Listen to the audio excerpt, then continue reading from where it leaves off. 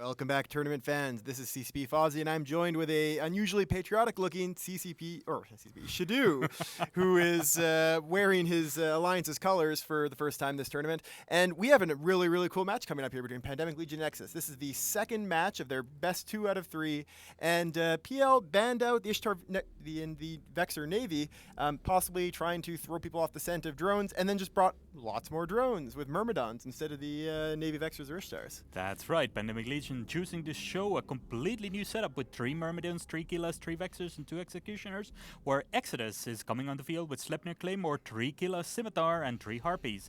Let's see how this play out. What do you think? So these teams both warped in at completely opposite beacons at max range. They're a full 100 kilometers away from each other right now. These are both, I think, very entertaining setups. We're going to see a lot of damage from both of them. We're not going to see a whole lot, any repping at all from PL, and I doubt this Scimitar from Exodus is going to be able to rep through the damage. We'll have to see how it works out, though. We have Curators dropped for Pandemic Legion, and at the moment, only some Hornet EC300s dropped for Exodus. Looks like Exodus is trying to get closer before they drop their sentries. That's right. Pandemic Legion choosing to primary Harpy while Exodus is burning in. That's a very interesting primary target indeed. And it's not dying.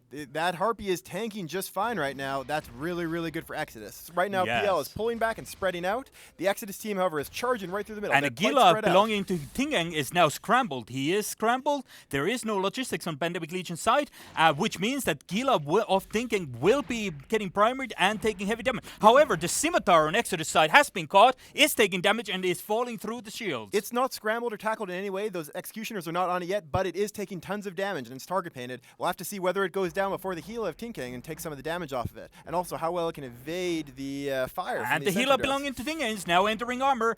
Gila is in armor. It is in trouble. It is going to be going down here very shortly, while the Scimitar of Exodus has pulled range and is continuing to pull range, and the damage on it has dropped crucially. Yeah, Mr. Falcon is actually just basically trying to keep up transversal on these drones. He's in relatively close to the Curators and Bouncers, and he's going at a 90-degree angle to them. And so now they're not the hitting them Scimitar is well. webbed and painted, however. The damage on the Scimitar will be increasing here substantially with this web. And as we see, the Scimitar is now starting at the to drop same through time, the though, armor. half an ad in the Gila also tackled. So what getting we're gonna tackle be on these Gilas is really, really key for the Exodus Yes, team. what we're going to be seeing here is 2 Gilas being traded for a Scimitar, and that Scimitar has now died. However, Hatinaf in a Gila is caught. And he's going down fast. This he has took a lot of damage on him right very here. long time for Pandemic Legion to do that Scimitar trade. And a second Myrmidon, one of the Myrmidons belonging to Seamus is now caught and falling through shields fast. Meanwhile, it looks like Delika in the Gila for Exodus is the primary, but he's not going down fast at all. He is tanking just fine with his buffer.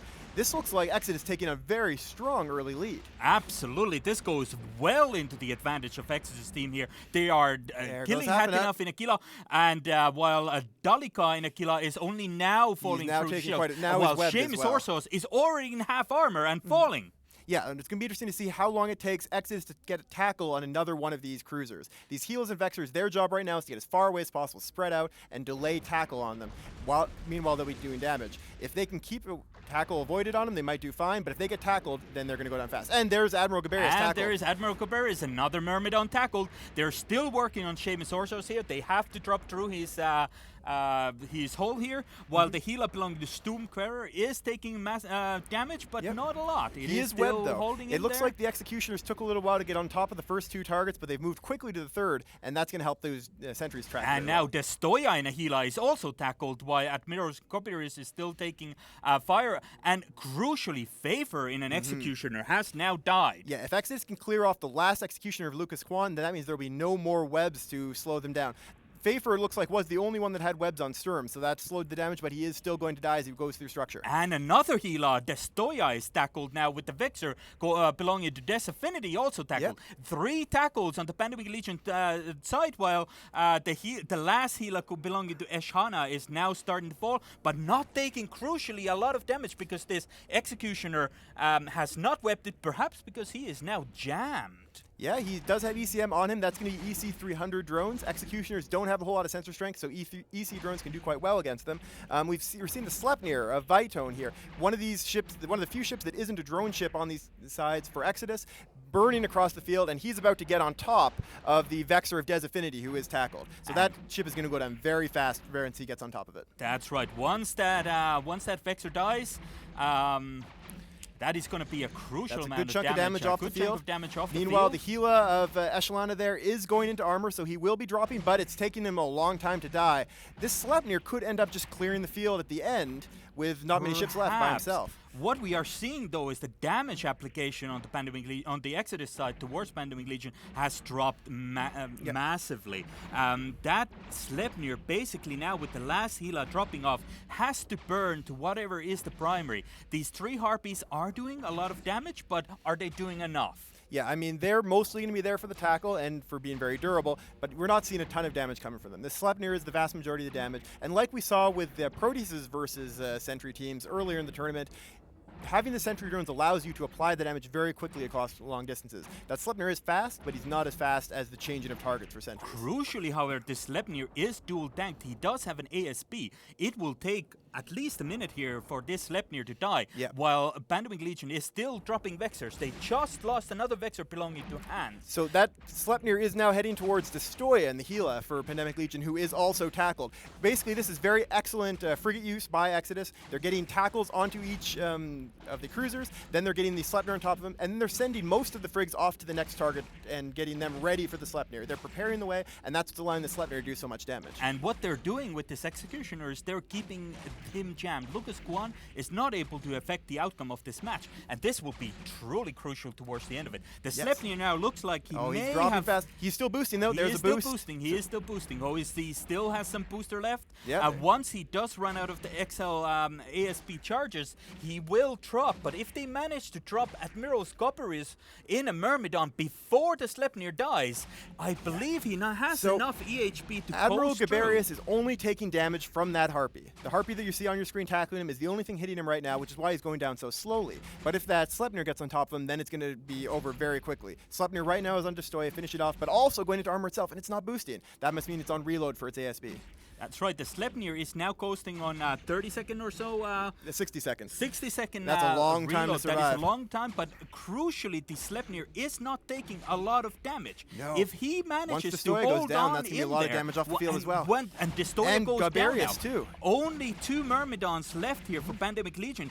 I do not believe they will be able to kill this Sleipnir If before we he see goes this into Sleipnir, reload. we're going to keep an eye on this Sleipnir on your screen. If you see a shield boost effect, a blue shimmering effect around the ship, that means that he's probably going to survive and may win the fight. It's up now to the 60-second reload timer. He's in structure now. If he can survive, like maybe 20 more seconds at most, 15 seconds, and if we see that start boosting, now, then he'll be fine. He is falling through structure very He fast. needs to get the boost though. right now if he wants to survive. He needs to get the boost oh, right too late. now. No. Wasn't in time. Okay. Meanwhile, they still do have a Claymore, however. Yes. And the Claymore can do some damage, not a ton of damage, but some damage.